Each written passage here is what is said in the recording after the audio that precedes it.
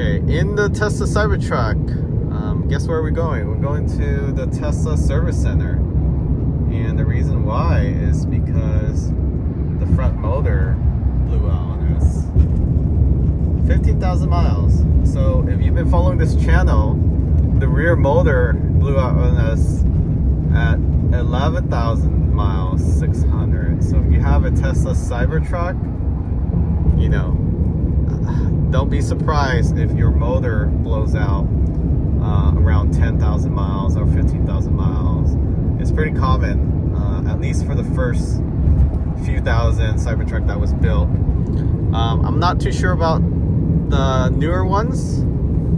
I haven't been following the forums, but we've been to the service center over 12 times already. For other items, is less severe. The motor failure is very concerning because if you're driving on a highway speed like this, which we were at one point when the rear motor fell, there was a big thump noise and a little vibration that actually made the vehicle slow down dramatically, because when your rear motor blows out, is only able to go up to 55 or 60 miles per hour, and it struggles.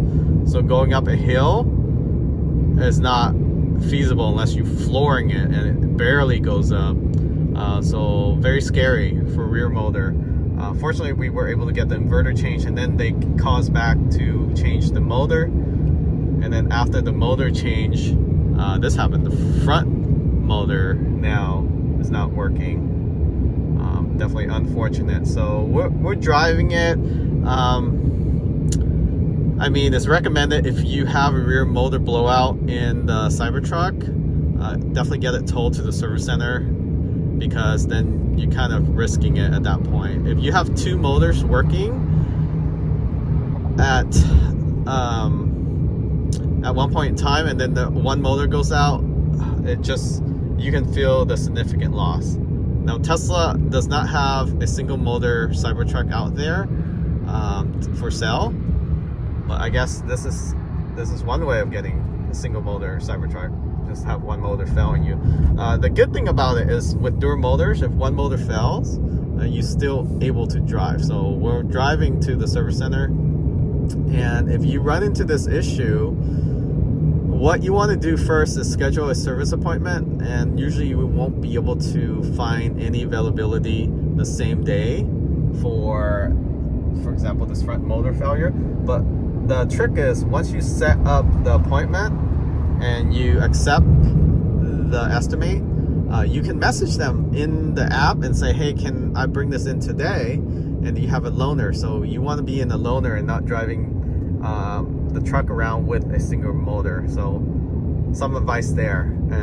Don't try to call. You're gonna be on hold forever. Roadside assistant is you're gonna wait like at least an hour for them to come to you, minus the time you're on hold for. Depends on how busy they are, but it could be 10 minutes to up to like 30-40 minutes on hold for roadside assistant before they dispatch somebody out to help you.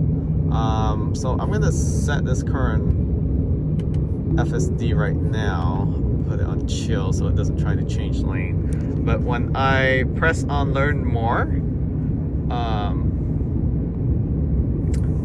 it pops up the owner manual. It does state that, you know, this alert might go away during the drive. It's not gonna go away.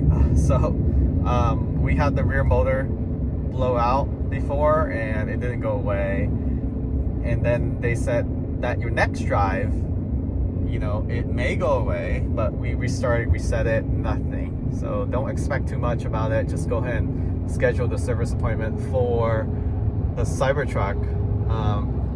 It's known to have motor failure for at least the first batch.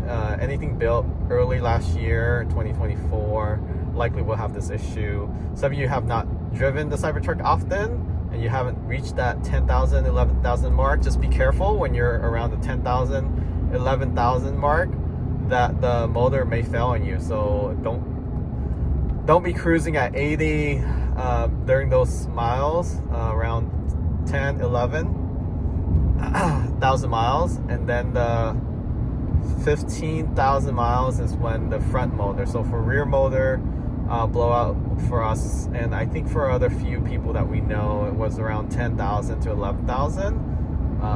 Just be careful around those miles. And 15,000 for the front motors. Cruising at highway speed, front motor failure, I don't think is as risky if the rear motor fell. So front motor failure still allows you to cruise up to normal speed. So that could be up to 116 miles. And then for the rear motor, again, 55 to 60 max. So if you have any questions around this, comment below. I'll be happy to provide any response to help out with other Cybertruck owner or future owners if you're interested in Cybertruck. Something to keep in mind. It's still a new truck, new technology in this truck, a lot of new technology in this truck that's not known in other Tesla vehicle. So they're still learning from it. You're sort of the beta tester at this stage. I know they went through some testing, but they probably didn't put this much miles into the truck to know the issue.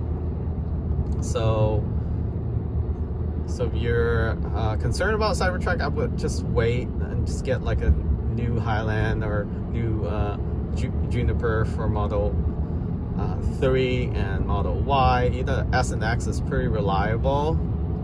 This is our 5th Tesla.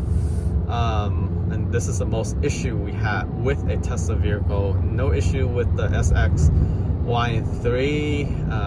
We had them all.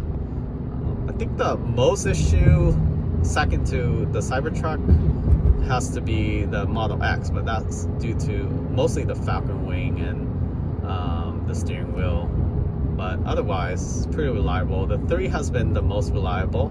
So if you're interested in the 3, check out the referral link in the description of this video, and we'll be happy to give you some discount there if you use the link.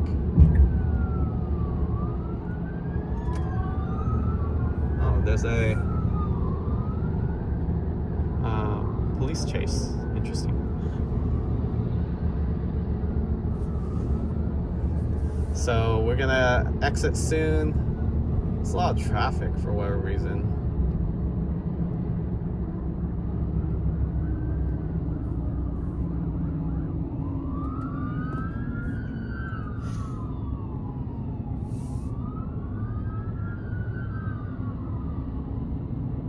Not sure what's going on there. But anyways, yeah, so that's the story behind the Cybertruck. We'll do a full video what Tesla will do with the Cybertruck once they get it in the process and how long it takes. Last time for the rear motor, it took over a week for them to fix. I think mostly because they were waiting on parts, and it was a new service center too. So this a service center we're not going to today, that new service center took forever, and they also broke a few other things while they were fixing it.